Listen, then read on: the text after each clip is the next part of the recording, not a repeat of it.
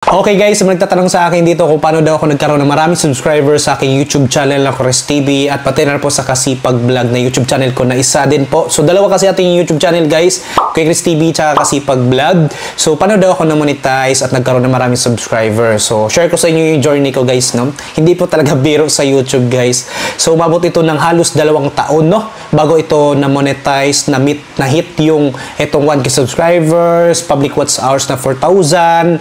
So halos isang buwan na lang, no? Abutin siya ng 2 taon na hindi pa siya monetize, pero sa awa ng Diyos na monetize po siya guys 2 taon at 2 taon po ako bago ako kumita sa aking YouTube channel na Chris TV po.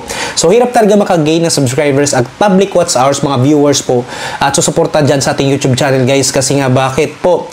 So hindi kasi to gaya sa Facebook, no? Talagang nandun yung maraming nagbababad sa social media, and then ang hirap din talaga suportahan lalo pa pag mini vlog yung content mo kasi hindi basta sumusuporta yung kabarangay mo, kapamilya mo, and then yung kahit kamag-anak mo or kapitbahay mo, hirap talaga guys. So need mo talaga ng resulta bago sila susuporta, resulta muna. So ang target mo talaga ay yung ibang lugar na hindi ka kilala, no? Depende sa niche mo talaga. So swerte mo na lang kung susuportahan ka ng mga taga sa inyo, kamag-anak ko, kapamilya mo, or kanang kapitbahay mo. So guys, yung journey ko dyan hindi po bero, no? Kasi yung mga kabats ko, yung mga kasamaan ko dati sa pagbablog, sa pagko-content, umaayaw na po, umabot na po ng 1 taon mahigit, umaayaw na po sila. Pero ako guys, nagpatuloy pa rin ako. So umabot ng halos ng 2 taon, 'di ba? Pero yun na monetize na. So hirap kasi ako lang mag-isa, and then nagtatrabaho pa ako noon, no? So habang nagla-lunch break ako, nagbablog ako, then pag-uwi ko, pag-out ko sa work, so nagbablog naman ako. So ito yun, no? Ito yung company ko na pinasukan dati, no? So dahil nakita ko na na-monetize na ako at na-stable na yung kita ko noon, ayun, nag-resign ako sa work ko, and then nagpatuloy, nag-focus na ako sa pagbablog. Ayun guys, sa awa ng Diyos, yung kinikita ko sa loob ng 5 months, kinikita ko lang sa pagbablog ng 1 buwan. Grabe nga, sabi ko, Lord, maraming salamat sa suporta, no, sa paghihirap. Grabe talaga guys, kahit sino man, no, kinakailangan talaga ng sipag at tiyaga talaga, at kinakailangan mo mag-rest, kinakailangan talaga magsapalaran, sacrifice. Kung wala kang lakas na loob, wala kang diskarte guys, so wala talaga nga ka sa buhay talaga. Kinakailangan mo rin talaga ng lakas ng loob at magiging matalino. So ayun, nagawa ko yun at sa awa naman ng Diyos. So ito, ganun pa rin yung work ko ngayon. So yun, sabi nga nila, ay buka-buka lang, nagsasalita lang, ayun, kumikita, ano, nasa kwarto lang, kumikita, ayun, nakakatulong pa, hinangaan pa. Ayan guys, so kung kayo po, ang advice ko lang talaga, kung ang content nyo talaga, kung baguhan po kayo guys, so sa akin guys, kung gusto nyo po na, so agad-agad magkakaroon ng subscribers, kung meron ka mga skills at talent dyan, pwede nyo po yan i-share, pwede nyo po yan i-tutorial po guys, no? Kung yung pag-i-edit, pwede po yan i-tutorial yan. So makapag-motivate, or makapag-educate, or makapag-inspire. Ganun po dapat ang ating mga content, no? Kasi kung ang content nyo po guys ay lifestyle at hindi pa kayo kilala at sikat, abutin kayo ng ilang taon, kahit 10 years pa dyan, no? So maliban na lang kung ang content video nyo ay for fun or entertainment, no? So isipin nyo po guys na ang niche, ang content ang magpapatulong talaga sa atin na magkaroon ng maraming viewers at subscribers po. Quality content, quality video ang pinakamalaga dito. Marunong ka talaga mag-edit para mas magpapaganda po sa inyong mga content video, sa inyong niche, isa yan. So yun guys, yung journey ko, hindi talaga biro ko lang mag-isa, pero kinaya ko. Paano na lang kayo, diba, na may mga kasamaan, kaya nyo rin. So patuloy lang. So kung hindi kayo sisikat sa Facebook, meron namang YouTube at meron naman pong TikTok, no? So pwede kayo dyan sa platform na yan. At meron po tayong Instagram, at kung hindi kayo aasa sa views, pwede kayo mag-affiliate. So diskarte lang sa buhay talaga ngayon guys, lalo pa pag meron kang pangarap sa buhay at meron kang obligasyon, no? So yan, patuloy lang, at ganun po ako guys. Kahit ang dami sinasabi ng mga kabarangay namin, so hindi talaga may iwasan yan, no? Meron talagang magsasabi ng negative sa inyo kasi hindi ba iwasan yan.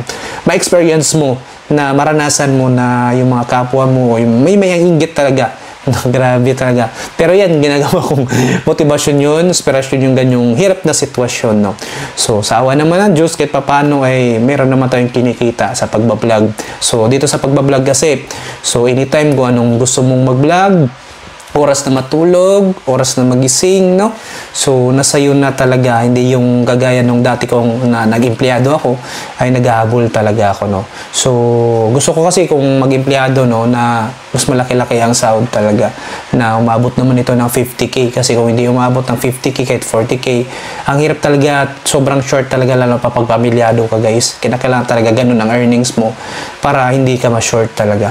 At para makaipon ka at makabili ka sa mga gusto mo na magkaroon para sa family mo. Marami pong umayaw ng mga kasamaan kabats ko noon. So, nagpapatuloy pa rin ako kasi yung iba umayaw na, isang taon na daw, wala pa rin, ang hirap talaga suportahan daw. So, ang pinakamalaga kasi talaga na magkaroon tayo ng subscribers dito ay ang ating niche, yung content natin. So, dapat yung content talaga natin may kabuluhan. So, meron silang matutunan po. So, meron silang magbe-benefit. Ayun po yung kailangan. Kung wala silang matutunan, ay dapat doon po sila yung makapag-stress relief, no? Matutuwa sila, pagiging masaya sila. So, yun yung isa sa malaga na dapat ganun yung ating content po, guys. Kasi nga, kung ating sarili lang talagang biniblog, so hirap po na hindi naman tayo sikat kagaya ng mga artista at kilala ng mga kapwa content creator na malalaki na basta-basta na lang nagla-lifestyle, sinishare. So, marami na nanood. Kung ganun ang content natin, wala, kahit abutin ka pa ng taon dyan. Ako na nagsasabi sa'yo, huwag ka nang mag-vlog kung ganun ang start mo, no, na hindi pa tayo kilala at sikat. Maliban na lang kung mag-mini-vlog ka na papatawa. Ayan po. So, kung tutorial. So, makapag-motivate or makapag-educate or makapag-inspire. Ganun po dapat ang ating mga content, no? Quality content at sabayan pa natin ng magaling sa pag-edit. So, dapat matututo tayo sa pag-edit, no? Isa yan talaga sa malaga sa pagbablog para mag-succeed tayo dito sa ating pagbablog dito sa YouTube o sa iba pang platform, no? Dito sa social media. So, grabe guys, yung journey ko, no? Nagpatuloy pa rin ako. So, ginagawa kong motibasyon yung hirap kong sitwasyon sa buhay. Ayun, sa awa naman ng Diyos, tayo na monetize. Ito, meron tayong YouTube channel na Perez TV, kasi pag-vlog. At meron nga akong friend nga na gusto po bumili agad na monetize na YouTube po. So, itong Kasipag Vlog, no? Gusto niya bilhin yung aking Kasipag Vlog. So, hindi ko to binibenta kasi nga gusto ko ito gamitin sa mga kapwa ko, kabarangay ko dito, mga tambay din na gustong mag-vlog, no? Nalakasan ng loob at tatrabahin yung pag-vlog, ay gusto ko ipaubaya sa kanila, nasa kanila na kung bibigyan nila ako ng kita. Basta trabahoin lang nila, no? So, magpatuloy lang. So, ang malaga dito ay monetize ng ating Kasipag Vlog. Yun yung sinasuggest ko dito sa aming barangay na sana, no, magtulungan o samahan kami sa pagbablog.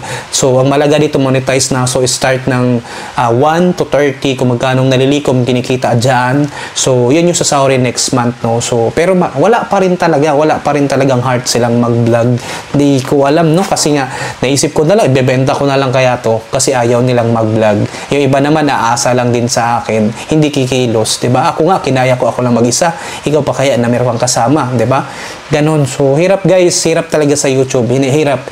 Yun yung journey ko. At iba-iba po yung journey ng mga kapwa nating content creator dito sa YouTube channel, sa YouTube o sa Facebook o sa TikTok din. So, sa TikTok, so mas maganda din na matrain tayo, masanay tayo sa sales.